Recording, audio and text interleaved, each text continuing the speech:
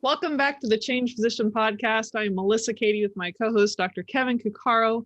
And today we are going to discuss three of the worst and maybe the best decisions we made financially for ourselves as new, or I should say, what do they call it? The newbies as physicians. We try to figure out what that actually term would be, but real life consultants in the world of Australia, New Zealand, and UK, but fancy terms for we're no longer under the purview of some attending that's backing us up. So why don't you start us off there, Kevin, and tell us maybe your three best or worst, whatever you want to start with. Well, I'm going to start with my number one worst, and this is actually kind of it was definitely the worst financial mistake. If you could rewind your life and go back, would you change it? I'm not sure. And it'll be clear telling you why it is. But the worst thing that I did is we were leaving residency. Actually, I was leaving fellowship, and the military paid for medical school for me. So after they deferred me for allowing me to do all my civilian training, which was awesome, they're like, you got to come to San Diego now. And you've been a resident, and then you've been a fellow, and you've been moving around a lot, and you don't have your own abode. And the first thing is, I need to buy a house. So I'm like, I'm going to be, I'm going to San Diego, and the market was hot and everybody was buying real estate. And I'm like, hey, I want to buy a house. Talk to, where my first contact in the clinic there was. And they're like, oh, well, I don't have a house, but I'll ask around to my colleagues. And they gave me the name of a realtor. And I'll never forget what he told me. He said, are you sure you want to do that? It's like, because his reasoning being, I have a 4-year Navy commitment. Don't know whether I'm staying in San Diego for long term. I hadn't even arrived yet. I don't know what my military career is, let alone my medical career is. And all I remember thinking is, I want to buy a house. I can't believe this guy is telling me he doesn't want my business, which was super stupid. So I went and found somebody else, just like, finding someone to do surgery on you. Found another real estate agent who said all the right things and seemed really nice. And they were really nice. And we bought a house. Without a doubt, the worst financial decision we ever made, because we bought that house in 2007. The market dropped in 2008. We not only bought the house, but we bought the most expensive house in the neighborhood. And then we put a bunch of money into the house, made a really, really beautiful backyard. But I don't even like to think about how much money that ultimately cost it. Because when we sold it, we didn't even sell it for the price that we got it for, not even counting all the upgrades that we put into it. It's hard to say we wouldn't do it again, because we had some amazing memories, but it was a fantastic neighborhood, really awesome neighbors. But I'm not sure were those memories worth that much money, because I'm not going to say how much it was. It was a ridiculous amount. So that was my first one. I'm going to hand it over to you, because I'm still so ashamed of that. Should have listened to Dennis. That was the first guy. It's like, so should I start with my worst, or? Well, let's do that. Let's do the worst. Do the worst one first, because then we can move on to the other one. Well, I'll have to say, now I did buy a house probably about 2 years after my training. I wouldn't say for me it was the worst decision, because I bought it at a dirt cheap in 2011. Literally, the value of the home has probably doubled since then. I think for my first home, I for Austin, Texas, I just got really lucky. Like, literally, I went into this house for an estate sale weeks before, and somehow it was one of those things, you're looking around, you're trying to be modest, try to find a small house in the same price range. They ended up getting this, a bigger house with a bigger lot. And I literally just kind of stepped into seeing a sign where the estate sale sign was house for sale. And I go look, and it's the same house I was in. I'm like, wow, I'm going to get my boyfriend at the time to come check it out with me. And my brother's in real estate. And so maybe you can, just hook me up to get a good tour. And it all works. So I want to try to find something from an investment side that I would say it was a huge mistake. But I will say one of my financial, it didn't really come to haunt me at this point, but during my years, just literally this is the last couple of years, I got rid of my disability that had been paying since residency. That'll tie into like one of the best things I did was get that early, but to go without, it was a lot of nuances. I'm not gonna go on the details, but I was in a phase of like no coverage for disability. And that was not wise in our particular situation. So I think that was one of my biggest mistakes. Now I know we're talking about like first things when you come out from training, but maybe I should talk about a mistake. I don't necessarily want to change it, but really could have majorly changed the course of my career before I went into medical school. And that was picking the wrong relationship that took advantage of a financial situation where I went into bankruptcy. And I had to ask the medical school to wait for a year for me because I couldn't afford to go to medical school. So a lot of people don't know that, but that was a very scary time. So even though you might be personally a very financially responsible person, the person you choose in your life is incredibly, incredibly important. And I was too ignorant and too emotionally, I think, immature in some ways. I felt like I was a very responsible person, but the problem is I was not good at reading and understanding the consequences of a poor relationship choice. I think you have just blown out every other potential financial mistake out of the water. Because I can't think of anything that has the repercussions financially, healthily, personally, professionally than what you just mentioned.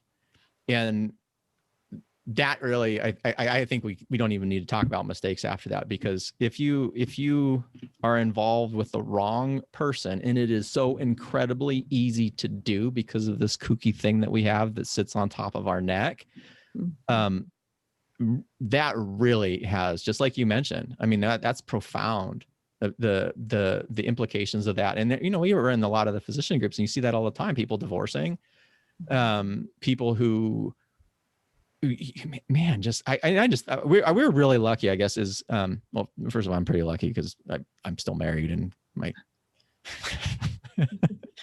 and my wife is, we don't have any of that financial stuff. She's actually way more frugal than me, and we pretty much see to eye on a lot of that stuff. But man, and it's so scary. Like, I talk to my kids about this stuff all the time. Like, just make sure whoever it is that you decide that you're going to get involved with, there's a couple things. If you love your family, like if you actually trust your parents, make sure that they like whoever you're with as well, to provide that degree of input in there. If you trust their opinion, if you trust my opinion, trust your mother's opinion, because that relationship wise, who your spouse is going to affect not just your choice, but that whole circle that comes out of it.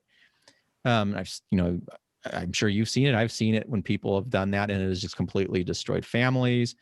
Man, yeah. So I completely agree. If you are a new physician, if you are if you are a human, it's like, pay more attention and think more about your relationships than you would when you're researching your car. Because I think people put more work into trying to figure out what kind of car they want sometimes than actually evaluating their relationships effectively.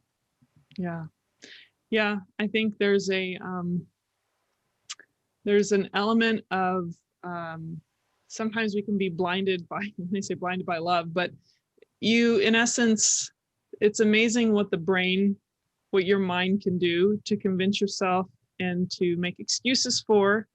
And if you don't learn healthy relationship kind of skills, or how to choose a mate well, or all of those things, and you don't learn that you should, like you said, do a little bit of due diligence and learn boundaries, and really implement that in your life, so that that you're okay with yourself and not dependent on someone else for your happiness. These sound so like out there and not related to the change position, but I think they're so related. Because it's those meaningful things in life that kind of hit you in the gut when you change as a physician. So probably the most profound life-changing thing in my life is recognizing I made a mistake in who I chose for a partner. I made a mistake and letting things, being walked all over in different kinds of capacities, and definitely financially. And it almost cost me my medical career. And I'm just very grateful and fortunate that the Texas College of Osteopathic Medicine in Fort Worth allowed me to hold on to my acceptance and come in the following year. So super grateful. But that was one of my biggest mistakes, but also one of the most profound lessons. And like you said, it's hard to say you change that because it really has made you who you are. Mm-hmm. Yeah, I understand that. So you have some of the traumas that we have undergone, and that's, that we're talking about just mistakes in general. And no one's ever saying, I wish I would want to do this again. But in the same token, recognizing that it occurred, there's some profound learning that goes with that. I kind of think about, some of the quote unquote worst periods of my life were also the time periods that I had the most degree of change and growth. So we can look at those episodes and then, hide our head and, oh, woe is me. And that doesn't do me any good. Or you can say, well, how do I prevent this from happening again? What can I do to recover from it? What can I learn to make, again, to mitigate this mistake and to make me a better person? And so I it comes to relationships, and it made me think about, because obviously, I mentioned the house, right? And in the car, and it seems like the least important decisions we put a lot of time in, and sometimes, I'll do this. I want to get a new wooden spoon on Amazon. And so you get 42 different wooden spoons that you're looking at. Yeah. And then the car, you spend some time there. People don't tend to not put a lot of time looking at houses as much as they look at cars. And then you look at relationships. How many people actually really put work into that, where they look at what that means? And most people, the only place they've learned about the relationship is either their parents, and God forbid if, depending on what that relationship was in your family, or friends and family. And there are some great role models out there, but man, take some time and educate yourself on what relationships are and what a healthy relationship is or could be. And I think we tend to get overwhelmed, and we let, again, this kooky thing here override everything, not appreciate it. And I'm in love. You just don't know. Yes. Well, Yes. Yeah. Yes. Yeah. And, it's not to say that every relationship is perfect or doesn't have work. There's definitely, there's still work involved. It's not just like you pick the perfect person. We all come with our flaws, but, does it match with your values, and do you complement one another in the sense that do you actually have respect for one another, and do you, wherever the person's flaws are, like you're kind of like the little yin and yang. Sometimes that works very well. As much as that seems so ironic that you can actually love someone so different from you, but that's the beauty of it. And everyone's different. So, I'm not here to say I'm a relationship expert, but I think what I've realized about relationships is that if you're honest with yourself, they're a mirror into your own soul and who you are, and it's going to reflect back your own flaws, and sometimes we don't like that. And so it's an opportunity for growth, and if both people are willing to do that and be able to see their own reflection and be willing to work on themselves, then it makes the relationship that much stronger. So at least that's my take on it at 46 years old. I think that's a good take. And, the whole idea that opposites attract is not necessarily, or I should say that the people choose the best relationships are people who are just like you, hasn't been really panned out.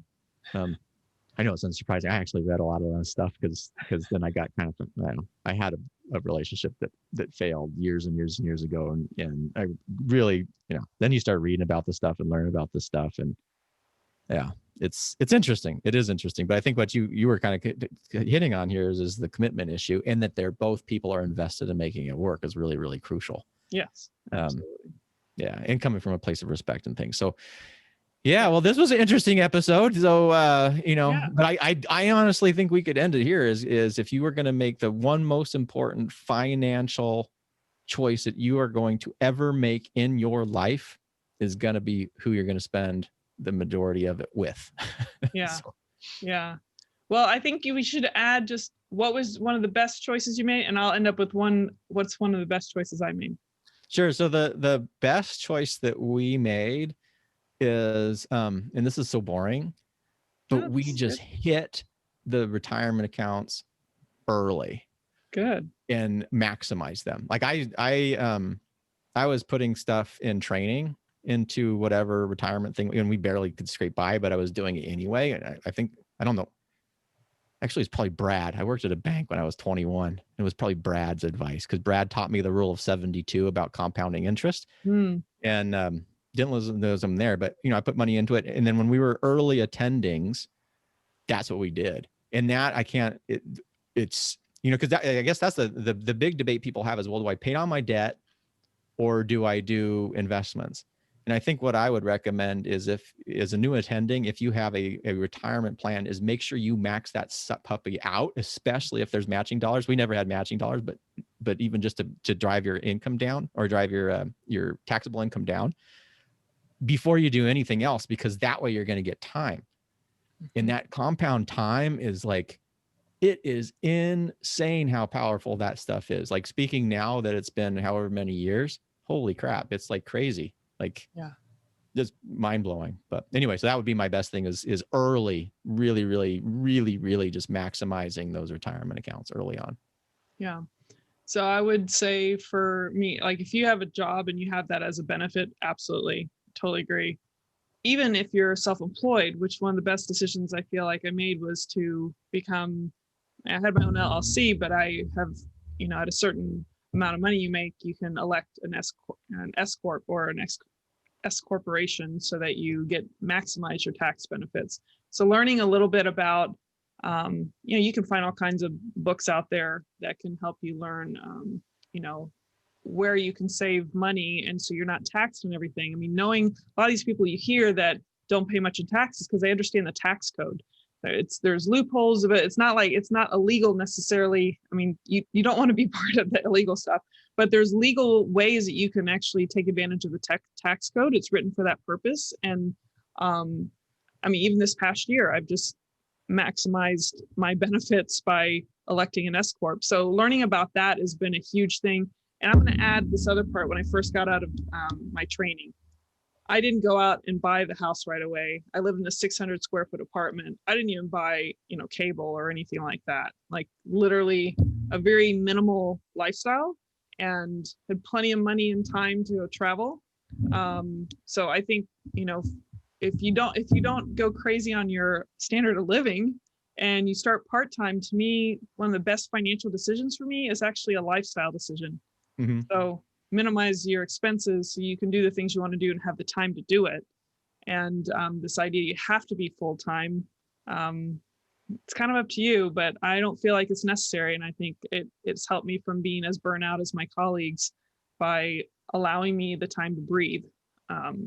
So I think that was kind of my initial phase of like some of the smartest things that I did.